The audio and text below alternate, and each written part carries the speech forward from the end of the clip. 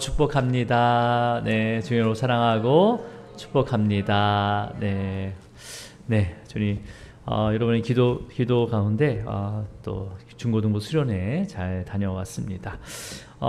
이런 7월 이제 지난주부터 이제 8월 달까지 이 새벽 시간은 에스겔 말씀을 가지고 함께 묵상을 하고 있습니다.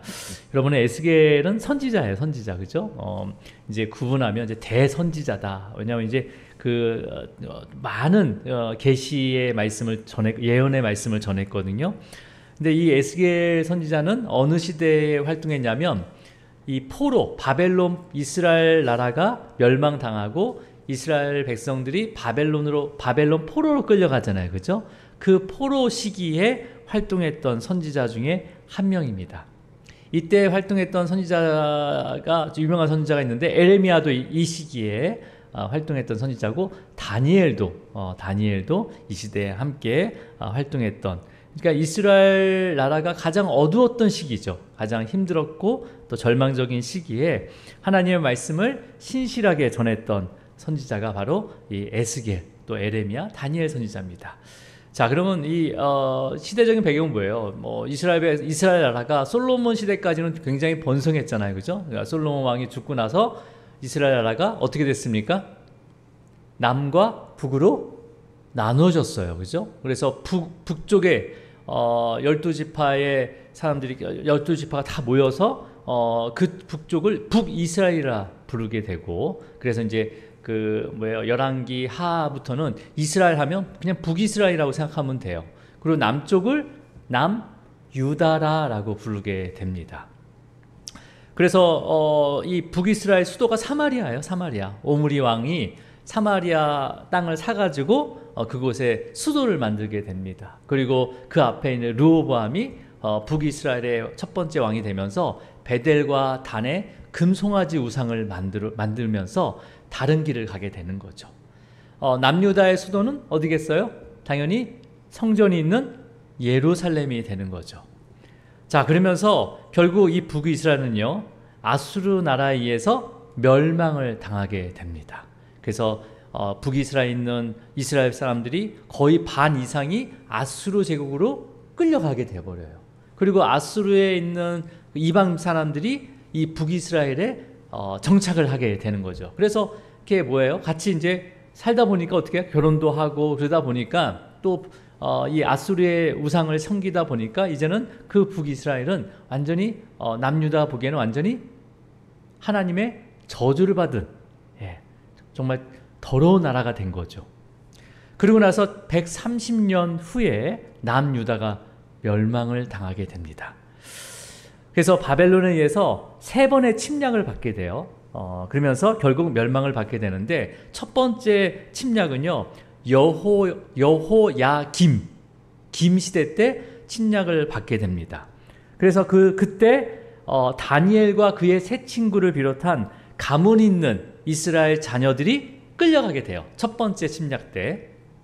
그리고 두 번째 침략은 여호야긴 왕 때 또 침략을 받게 돼서, 이때 또 포로로 많은 사람들이 포로로 끌려가는데, 이때 기술자라든지 아니면 또 중산층, 꽤 괜찮게 사는 사람들, 거기에 에스겔 선지자도 포함이 되어 있었습니다. 그러니까 두 번째 침략 때 끌려가게 되는 거죠. 그리고 마지막 세 번째가 언제냐면 시드기야 왕이 어떻게 됩니까? 결국은 자기 그 왕 두 눈 앞에서 자녀들이 죽임을 당하고, 자기 눈은 또 어떻게 해요? 뽑히잖아요. 2개 뽑혀서 끌려가다가 죽임을 당하게 되는 거죠. 그러면서 이때 이스라엘 나라가 완전히 멸망당하고, 이때 성전도 완전히 파괴가 됩니다.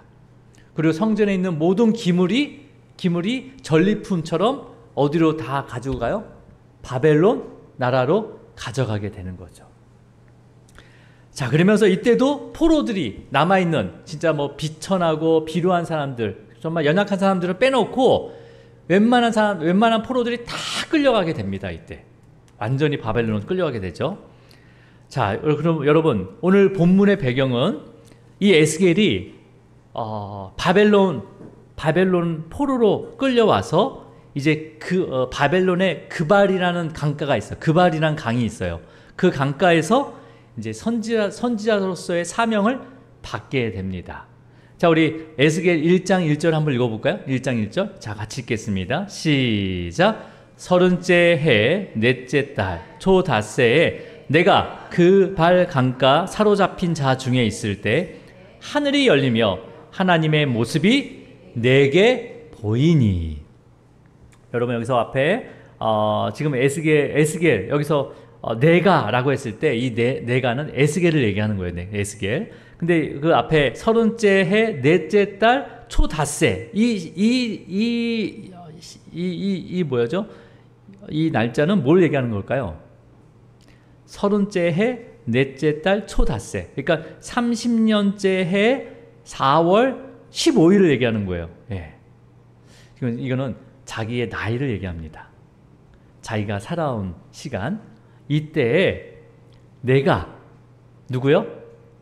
에스겔이 바벨론의 그발 강가에 사로잡힌 자가 누구예요? 포로들이죠. 그러죠? 이스라엘 포로. 그죠?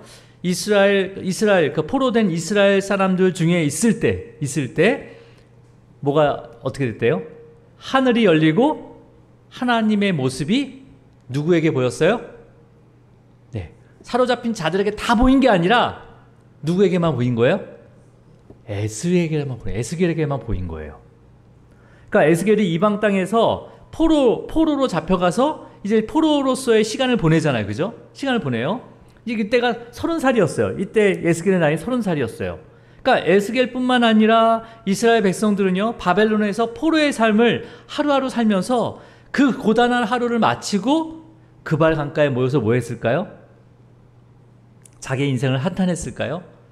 그발 강가는 예루살렘, 자기 고향으로 넘어가는 첫 번째 강입니다. 이 강을 건너야지만이 예루살렘을 갈 수가 있는 거예요. 그러니까 근데 건널 수 있어요, 없어요? 마치 뭐예요? 북한 사람들이 남쪽으로 내려올 수 없으니까 어떻게 중국을 통해서 한국으로 오고자 어디 강가에 항상 모여 있습니까? 압록강 앞에서 항상 모여 있잖아요. 그런 것처럼 이 바벨론 포로의 삶을 살면서 밤마다 그 하루의 모든 고단한 날을 마치고 저녁 때 그발 강가에 함께 모여서 사로잡힌 자들이 모여서 어떻게 하고 있어요? 예루살렘을 향해서 우리를 구원하실 그 하나님을 또 갈망하고 기다리고 있었던 거예요. 어떻게 기다렸을까요? 바로 시편을 묵상했습니다.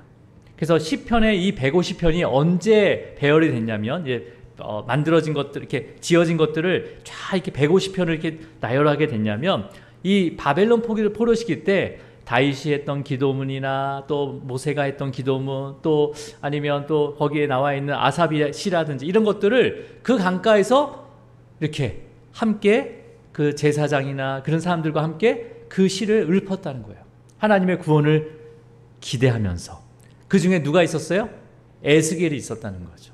그래서 에스겔이 갑자기 하늘이 열면서 하나님의 모습을 보게 됩니다. 그래서 그발 강가에서 에스겔이 하늘을 향해 봤던 그 하나님의 그 모습, 그 하나님의 모습이 어떤 모습인지를 오늘 1장 4절에서부터 마지막 28절까지 아주 세세하게 기록이 돼 있어요. 그러니까 여러분, 에스겔 1장에 기록된 이 바벨론 그발 강가에서 그 하늘에 계신 그 임재하신 하나님의 그 모습은요, 앞으로 이스라엘 백성들, 포로된 이스라엘 백성들에게 더 큰 절망이 옵니다. 그 절망 앞에서 소망을 갖게 하는 아주 귀한 사건이에요. 자, 왜 그러냐면 여러분, 우리 2절 한번 읽어볼게요. 2절 시작. 여호와긴 왕이 사로잡힌 지 5년 그달 초닷새라. 그날이 여호와긴 왕이 사로잡힌 지 5년 그달 초닷새라는 거예요. 이게 어떤 의미냐면 아까 여호와긴 왕이 이렇게 끌려갔을 때 에스겔도 같이 끌려왔잖아요. 그죠? 그러면 에스겔이 몇 살 때 끌려온 거예요? 자기 지금 현재 30세예요. 근데 5년 전에 5년? 사로잡힌 지 5년. 그러니까 5년 전에 사로잡혔다는 거잖아요. 그죠? 여호와긴 왕이 끌려왔을 때 자신도 바벨론에 끌려왔으니까. 그러면 뭐예요? 에스겔이 몇 살 때 끌려온 거예요? 에스겔이 25살 때 끌려온 거죠. 예. 여러분 눈빛이 전혀 요동이 없네요. 1절에 보면 30째 해 30세 때가 됐다는 거예요. 근데 여호와긴 왕 때 자기가 끌려왔어요. 근데 5년이라는 거죠. 5년이 됐대요. 그러니까 25살 때 끌려온 거죠. 그리고 5년이 됐어요. 근데 그 이후 이제 5년 후에 어떤 일이 일어났냐면, 아직 일어난 일이진 아니지만 5년 후에 어떤 일이 일어났냐면, 시드기야, 이제 여호와긴 왕이 끌려왔으니까 누가 왕이 되냐면 시드기야 왕이 돼요. 마지막 왕 시드기야. 예. 그 왕이 이제 오면서 어떤 일을 합니까? 예루살렘이 다 멸망당하고 성전까지도 다 파괴되잖아요. 그죠? 그죠? 예. 역사의 흐름이 그렇다는 거예요. 지금 에스겔이 지금 현재 이 환상을 보고, 그러니까 하나님의 그 모습을 보게 되는데, 어디서 보게 됩니까? 예루살렘이 아니라 자신이 끌려온 바벨론 지역, 바벨론 나라의 그발 강가 위에서 하나님의 모습을 보는 거잖아요. 그죠? 지금 이 환상은, 1장의 환상은 하나님의 환상을 보는 거예요. 그발 강가 위에서, 거기서. 그러면 여러분, 이게 왜 중요한 거예요? 이 시점으로부터 앞으로 5년 뒤에면 남유다 왕 시드기야 왕은 자신의 눈앞에서 자녀들이 모두 죽고 자신의 눈도 뽑히고 예루살렘뿐만 아니라 하나님의 임재하는 그 성전이 파괴되고 남아있는 모든 백성들이 포로로 끌려가고 성전의 기물, 모든 기물까지도 이제 바벨론에 뺏기게 됩니다. 그러면 이스라엘 백성 입장에서는 포로로 끌려오는, 그 당시에 끌려오는 사람들이나 그 당시 바벨론에 있었던 포로들까지도 이제는 성전이 다 파괴됐다. 그리고 그 성전 기물까지도 바벨론에게 빼앗겼다는 것은 어떤 의미예요? 더 이상 하나님이 우리와 함께하지 않으신다라는 의미와 같은 거죠. 더 이상 하나님께 도움을 구할 수 있다는 거예요? 없다는 거예요? 없다는 거예요. 너무나 절망적이지 않아요? 여러분, 지금 꼭 하나님이 도움이 아니라 여러분의 상황 가운데 누구에게도 도움을 받을 수 없는 그런 상황이 처해 있다면, 마주하게 있다면 여러분 어떤 마음이겠습니까? 아무것도 아니면 누구에게도 도움을 받을 수가 없어요. 손을 내밀 수가 없는 거예요. 그런 상황이라면, 완전히 사면초가 상태, 좌우로 다 벽으로 막혀있는 그런 상태라면 여러분은 어떤 마음이겠습니까? 그러니까 절망이라는 단어를 쓰죠. 절망. 실망도 아니에요. 그냥 절망이에요. 절망. 하나님의 백성인 이 이스라엘 백성들이 이제는 하나님을 섬기는 나라가 아니라 우상을 섬기는 바벨론에 다 포로로 끌려가고, 그 다음에 1차, 2차, 3차까지 다 끌려가고, 왕들도 다 죽임을 당하거나 포로 상태에 있고, 그 다음에 이제는 마지막 하나님이 임재하는 그 거룩한 장소인 성전이 다 파괴됐다는 거예요. 그 기물까지도 진짜 전리품처럼 그냥 수레에 태워서 바벨론으로 다 싣고 오고 있는 상황이라는 거죠.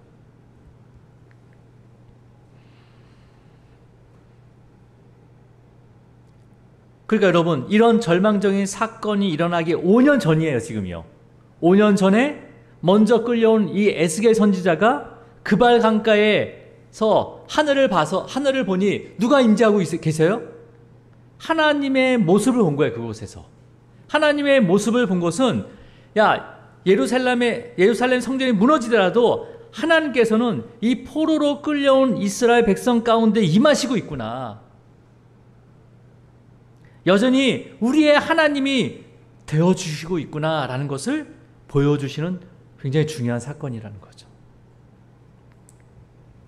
여러분, 에스겔은 이러한 하나님의 그 영광의 모습을 보고 성전이 파괴되는 것을 보고, 또 끌려온 그 포로들에게, 그 절망 속에 있는 이스라엘 백성들에게 하나님이 우리와 함께하고 계신다 라는 소망의 약속의 말씀을 전하면서 하나님께서 약속하신 그 포로 다시 우리를 예루살렘으로 귀환하는 그 날까지 우리의 신앙과 믿음을 지키자라고 권면하는 말씀이 바로 이 에스겔 말씀입니다. 그러니까 우리가 에스겔 이 말씀을 통해서 어떤 거예요? 지금 이 1장의 그 의미가 뭐예요? 에스겔은 이미 일어난 것에 대한 절망을 한 것이 아니라 하나님께서 성전 파괴하기 5년 전에 에스겔에게 보여주신 거예요. 바벨론 나라의 그발 강가에서 예루살렘에 있는 그 성전을 바라보면서 하나님 도와주세요 라고 해서 시편을 읊었던 그 사로잡힌 자 중에 에스겔 선지자의 눈을 뜨게 하셔서 다른 사람들은 못 보는 거죠. 현실에 그냥 잡혀 있는 거죠. 사로잡혀 있었는데 에스겔 선지자의 눈을 들어서 하늘을 보게 하신 거예요. 어디 하늘입니까? 거기가? 그발 강가 위의 하늘. 성전은 저 멀리 있는데 거기에 계실 줄 알았던 그 하나님이 포로된 우리의 삶 위에 계시는 모습을 보여주신 거죠. 여러분, 우리는 이 에스겔 말씀을 통해서 우리가 어떤 상황과 또 어떠한 형편, 어떠한 상황, 어떤 어려움에 처하든지 하나님께서 우리가 어디에 있든지 찾아오십니다. 여전히 우리와 함께 하시고 우리의 삶을 인도하시고 주관하시면서 우리를 구원의 길로 인도하심을 믿으시기를 축복합니다. 네. 그러니까 에스겔에 본 첫 번째 환상의 첫 번째 모습이 뭐예요? 하나님께서 눈을 들어서 그발 강가 위에 하나님의 그 모습의 형상을 보여주시는데 먼저 하나님을 호위하는 수종들은 내 생물의 모습을 보여주게 됩니다. 자, 우리 한번 10절 한번 읽어볼까요? 10절. 자, 10절입니다. 시작. 모양은 넷의 앞에 사람의 얼굴이요, 넷의 오른쪽은 사자의 얼굴이요, 넷의 왼쪽은 소의 얼굴이요, 넷의 뒤는 독수리의 얼굴이니. 자, 지금 네 개의 생물을 보여줘요. 이게 생물은 창조물이라고 되어 있어요. 영어 성경에는 창조물로 되어 있습니다. 하나님을 수종드는 4개의 생물이 사방에 있어요. 근데 그 4개의 생물에 얼굴이 있는데 얼굴이 내면으로 되어 있대요. 이렇게. 근데 한쪽 면은 어떤 얼굴이래요? 사람의 얼굴. 또 한쪽은 사자의 얼굴. 한쪽은 소의 얼굴. 한쪽은 독수리의 얼굴이래요. 도저히 상상이 안 가죠. 그죠? 사면이 있는데 사람의 얼굴, 소의 얼굴, 독수리 얼굴, 그 다음에 사자 얼굴 이렇게 돼 있대요. 여러분, 이 얼굴이 무엇을 의미하는지 많은 주제가 있지만 가장 그 설득력 있는 주제는 어떤 주제냐면, 여러분 그 당시가 바벨론 시기잖아요. 그죠? 바벨론이 가장 강력한 제국이에요. 바벨론 제국 시대란 말이에요. 다른 나라는 이 바벨론 제국 앞에 허리도 못 폈어요. 근데 이 바벨론이 섬기는 대표적인 우상들이 있었는데 그 우상이 뭐예요? 바벨론 제국의 왕, 뭐 누부갓살 왕이라든지 바벨산 왕이 베벨산 왕이라든지 그 왕의 왕, 바로 사람이죠. 근데 이 왕을 우상화시켰어요. 또 하나는 강력하고 위대했던 이 바벨론을 사자로 표현하기도 했습니다. 또 하나는 이 바벨론의 풍요로움을 소를 우상으로 삼아서 섬기고 있었어요. 바벨론 대표적인 신. 마지막으로 바벨론이 나갈 때마다 다 이겼거든요. 그 전쟁의 신인 독수리 신으로 이렇게 섬기고 있었어요. 그 당시에. 근데 하나님께서는 하나님의 수종들은 그 네 생물의 그 한 마리의 생물의 얼굴 한쪽 면이 어떤 거예요? 사람, 사자, 그 다음에 독수리, 또 뭐예요? 소 하면서 이런 얼굴을 보여서 이거 누구를 수종드는 거예요? 하나님을 수종드는 생물로 에스겔에게 보여줍니다. 그러니까 여러분 뭐 하는 거야 지금? 그 당시 바벨론을 섬기는 대표적인 우상이 그런 우상의 대표적인 우상의 얼굴이 우상들이 그 수종드는 얼굴에 나타난 거잖아요. 그죠? 보여주신 거예요. 근데 그 수종드는 이 얼굴은 뭐예요 지금? 그러니까 바벨론 나라도 하나님을 수종드는 나라라는 것을 보여주는 거죠. 이해하셨습니까? 네. 그냥 수종드는 나라의 하나일 뿐인 거예요. 여러분, 지금도 세상의 어떤 강력한 나라들도 하나님을 수종들며 하나님의 도구로 사용하십니다. 네. 다시 본문을 보면 에스겔이 본 환상 중에 계속 반복되는 단어가 있어요. 자, 어떤 단어가 있냐면 우리 15절 한번 가보겠습니다. 15절 시작. 내가 그 생물들을 보니 그 생물들 곁에 있는 땅 위에는 바퀴가 있는데 그 네 얼굴을 따라 하나씩 있고. 자, 그 생물 각각의 얼굴이 네 개 얼굴이 다른 이 생물이 네 개가 있어요. 근데 그 생물 곁에 있는 땅 위에 뭐가 있다고 합니까? 바퀴가 있대요. 바퀴가 있는데 그 네 얼굴을 따라서 하나씩 있대요. 그러면 한 생물의 얼굴이 네 개니까 그 얼굴에 하나씩 바퀴가 있으니까 바퀴가 몇 개가 있는 거예요? 한 생물에 바퀴가 몇 개 있습니까? 예, 이게 저녁 때라서 계산이 네 개가 있는 거죠. 한 얼굴에 바퀴가 하나씩 있으니까 내면에 바퀴가 네 개 있고 그게 네 개의 생물이 있잖아요. 그러니까 16개가 있는 거죠. 바퀴가 16개 있으면 굉장히 많은 거죠. 그죠? 보통 자동차는 4개면 가고 자전거는 2개면 가는데 16개의 바퀴가 막 지 마음대로 움직이는 게 아니에요. 네? 지 마음대로. 자, 이 바퀴들이 어떻게 움직이는지 우리 20절로 한번 가볼게요. 20절 시작. 영이 어떤 쪽으로 가면 생물들도 영이 가려고 하는 곳으로 가고 바퀴들도 그 곁에서 들리리니 이는 생물이 영이 그 바퀴들 가운데 있음이라. 자, 지금 여기서 영은 어떤 영일까요? 지금 바퀴들이 어떻게 움직이고 있어요? 영이 가려고 하는 쪽으로 이 바퀴들은 생물 각각의 얼굴에 밑에 있는 바퀴인데 그 바퀴가 들린대요. 이렇게 들려가지고 움직이게 되는데 어떻게 움직이는 거예요? 어느 가는 쪽? 영이 가려고 하는 쪽으로 바퀴가 움직이는 거죠. 그리고 그 바퀴 안에는 생물의 영이 들어가 있는 것처럼 움직인대요. 그러니까 여러분, 이 영이라고 번역된 단어는 이 구약 첫 번째 루아흐, 바로 생명, 하나님의 영이신 성령님을 얘기했어요. 그게 뭐예요?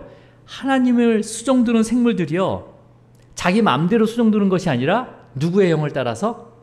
하나님의 영을 따라서 그 바퀴가 움직이는 듯이 움직이는 곳으로 가서 같이 움직인다는 거예요.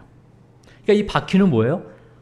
이 바퀴가 막 지 멋대로 옮기는 게 아니라 아주 일사불란하게 하나님의 영에 따라서 움직이고 있다는 거죠. 그래서 우리가 제목이잖아요. 역사의 수레바퀴 막 이런 얘기를 하잖아요. 그죠? 이 바퀴는 뭐냐면 하나님께서 이 세상의 모든 시간과 사건과 역사를 하나의 일치도 없이 정말 오차도 없이 하나님께서 섭리하시고 주관하신다라는 의미를 가지고 있는 거예요. 그러니까 하나님의 영이 이끄시는 대로 그 바퀴는 일사불란하게 움직이고 있다는 거죠.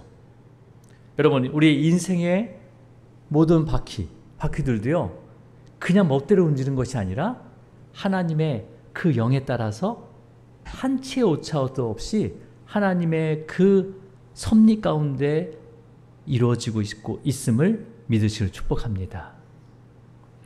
그러니까 하나님께서 이 세상의 모든 역사, 개인적인 역사뿐만 아니라 이런 국가와 민족, 이 모든 것을 움직이신다는 거죠. 한 치의 오차도 없이.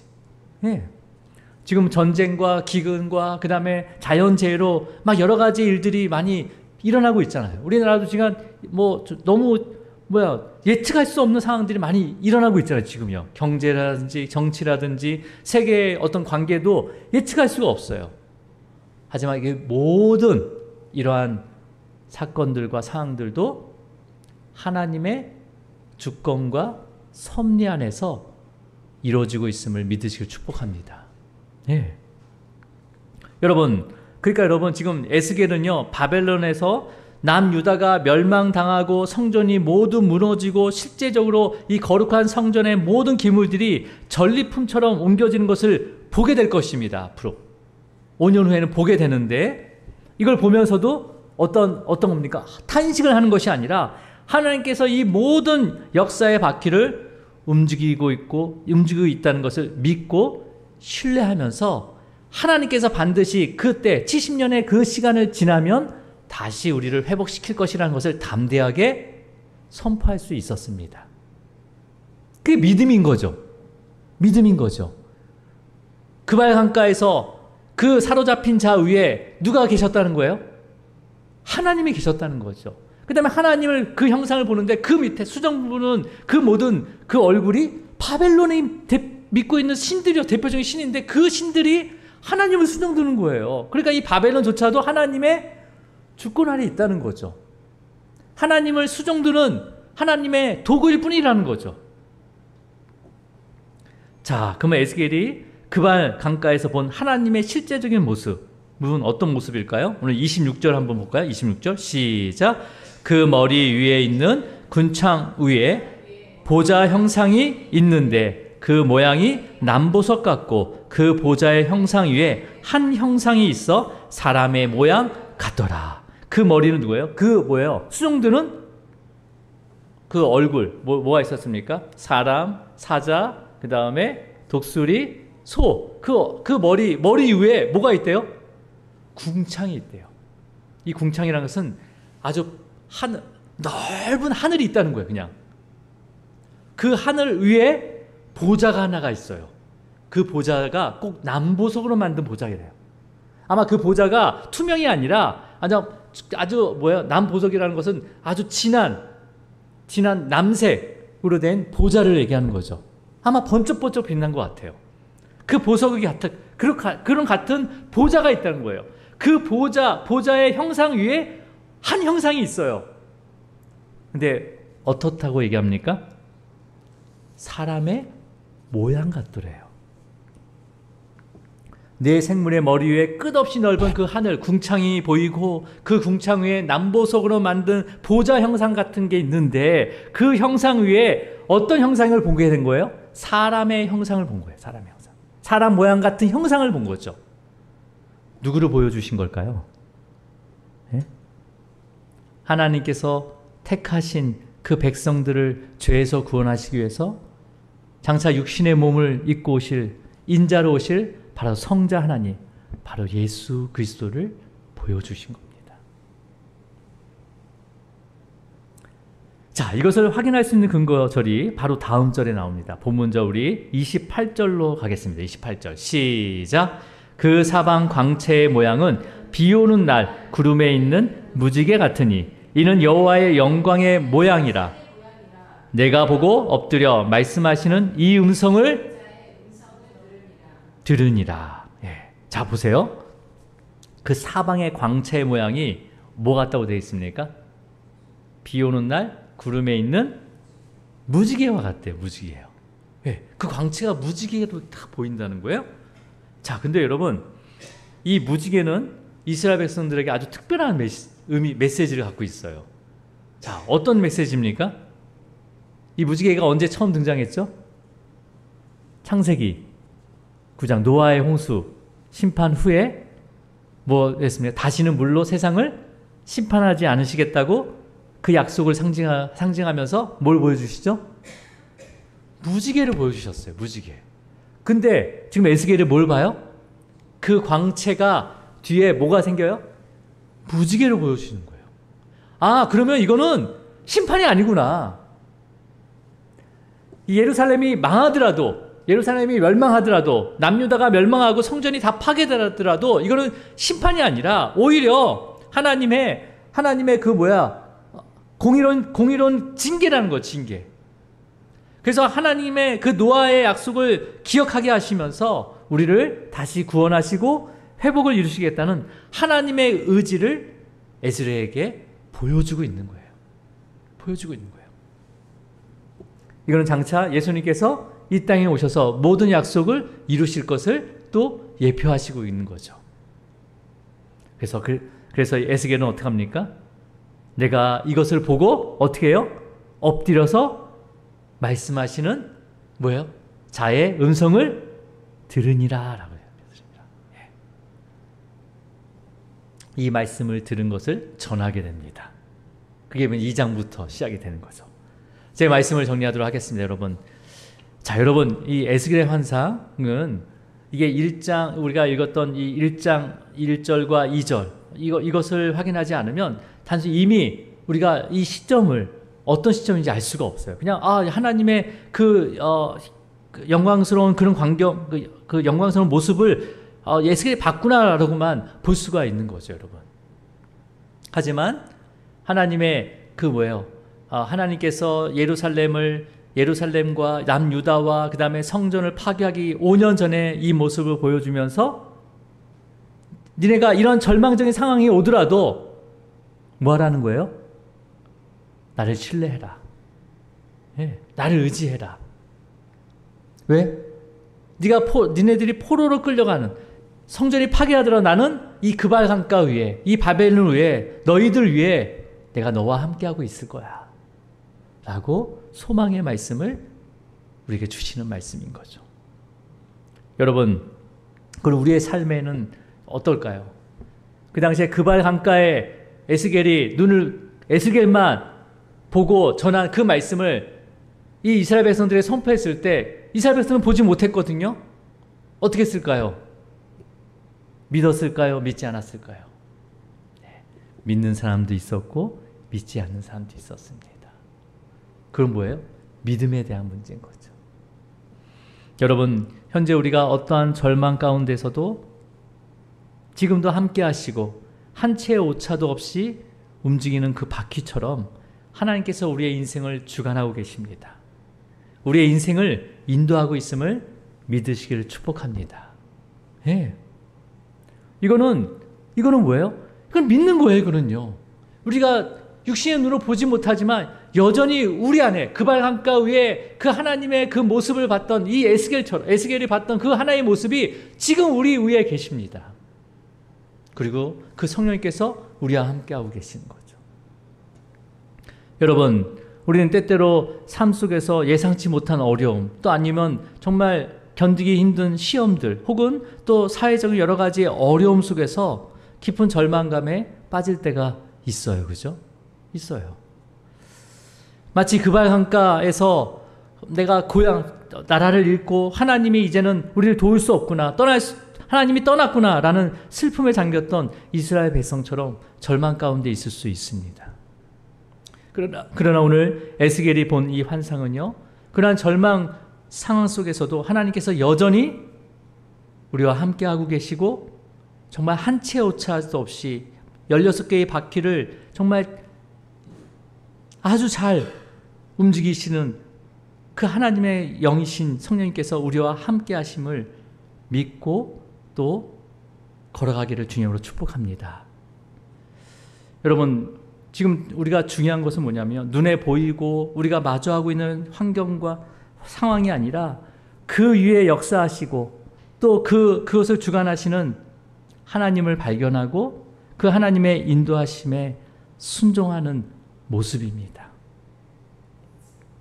여러분, 그렇다면 우리가 그 순종, 하나님이 어떻게 인도하시든지 전적으로 순종하기를 축복합니다.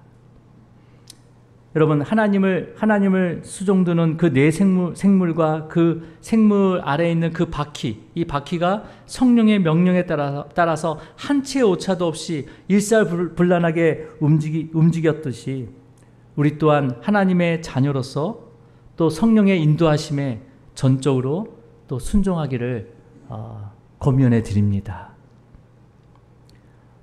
그러기 위해서는 어떻게 됩니까? 말씀을 들어야죠. 에스겔이 엎드려서 말하는 자의 그 음성을 듣는 것처럼 하나님의 말씀을 듣기를 다시 한번 권면해 드립니다. 듣는다는 것은 설교 말씀뿐만 아니라 내가 그 성경 하나하나를 읽으면서 그 읽은 말씀이 내 귀에 다시 들려지는 거예요. 이것이 계속해서 반복되어야 됩니다. 물론 때로는 이해되지 않고 받아들이기 힘들지라도 주님께서 말씀하시고 또 성령께서 또 이끄시는 방향이라면 믿음으로 순종하는 것이 성도의 삶입니다. 바로 제자의 삶이라는 거죠. 여러분, 이번 중고등부 수련회, 우리 교단 연합 수련회였는데 주제가 어려움을 넘어 믿음을 선택하라 라는 주제였어요. 어려움을 넘어 믿음을 선택하래요. 예. 여러분, 사실 어려움에 직면하게 되면 사실 어려움을 넘을 만한 힘도 없어요. 사실은요. 어려움을 직면하면 여러분, 어려움을 넘을 수 있는 힘이 있습니까? 없어요. 예. 믿음을 선택하라고 하지만 믿음을 선택할 의지도 가질 수가 없는 거죠. 예. 하지만 오늘 말씀처럼 어떤 절망 가운데 있을지라도 눈을 들어 그 내 위에 하나님의 그 수종을 드는 내 생물 위에 또 그 궁창에 있는 그 보좌에 계신 하나 사람의 형상이시 바로 예수님을 바라보시길 바랍니다. 예수님은 지금도 우리의 인생의 그 모든 수레바퀴들이 한 치의 오차도 없이 움직일 수 있도록 우리와 함께하고 있음을 믿으시길 축복합니다. 예. 여러분, 오늘 제가 시편 예배를 시작하기 전에 시편 말씀을 아마 제가 봉독을 해드렸어요. 그 말씀이 시편 18절이거든요. 아마 PPT는 없지만 여러분 꼭 찾아서 마킹을 하시기 바랍니다. 시편 18절이에요. 시편 18절 29절 말씀인데, 자, 시편 18절 29절 한번 찾아보겠습니다. 네, 시편 18편 29절인데, 자, 한번 우리 읽어볼게요. 시작. 내가 주를 의뢰하고 적군을 향해 달리며 내 하나님을 의지하고 담을 뛰어넘나이다. 여러분, 담을 뛰어넘나이다. 이 뛰어넘는다는 것은 뭐예요? 어려움을 넘어 믿음을 선택하라 할 때 이 믿음은 어떤 믿음입니까? 보세요. 여기 시편 29절을 보면 뭐라 되어 있습니까? 내가 주를 의뢰하고 적군을 향해 달리면서 담이 생긴단 말이에요. 담이. 달리며 내 하나님을 의지하고 담을 뛰어넘나이다 라고 해요. 어린아이가 엄마 아빠 두 손을 잡고 걸어가요. 걸어가요. 근데 앞에 웅덩이가 있어요. 자, 이 웅덩이를 어떻게 넘을까요? 다 놓고 내가 한번 넘어볼게 하면서 딱 넘을까요? 아이들이? 어떻게 합니까? 내 양손에 누가 잡고 있어요? 부모님 잡고 있죠. 이 부모님 손을 꼭 잡고 어떻게 합니까? 뛰어넘어요. 뛰어넘어요. 우리는 뛰어넘을 힘이 없어요, 사실은. 나를 그 궁창 위에 남보석 그 보좌에 앉으신, 우리를 창조하시고 우리의 모든 인생과 만물을 창조하신 그 하나님이신 예수님이 우리와 함께하고 계시다는 거죠. 그 영이 우리와 함께하고 계시다는 거죠. 그 영을 우리가 붙잡고 넘는 거예요. 이 믿음을 선택하는 거예요. 내가 한번 해볼게. 그게 아니라 그냥 온전히 의지하는 거예요. 온전히 신뢰하는 거예요. 그럼 넘을 수 있습니다. 넘도록 하십니다. 그래서 어떤 학생이 간증을 하는데 자기는 너무나 힘든 상황 가운데 갑자기 부모가 유학을 보냈다는 거예요. 근데 그 상황 가운데 말도 안 통하고 그러는데 이때 주님을 찾았다는 거예요. 그래서 주일날 교회 가기 위해서 주중 내내 그 시간을 내가 지키기 위해서 주중 내내 정말 몇 시간 안 자고 공부를 했다는 거예요. 예. 제가 미국에 공부를 안 해봤지만 매일매일 과제를 내주고 이 과제를 다 해결해야 된다는 거예요. 이것을 다 해결해야지만이 그 다음 주일을 편하게 할 수 있는데 그래서 그때 하나님을 붙잡았다는 거예요. 그랬더니 나의 그 모든 그런 어떤 절망 가운데 외로움 가운데 주님을 붙잡고 뛰어넘게 돼서 그 자리에 서게 됐다는 거예요. 예. 그분이 강사 목사님이었어요. 여러분, 예수님은요 우리 위해 이 땅에 오셨습니다. 어떻게 해요?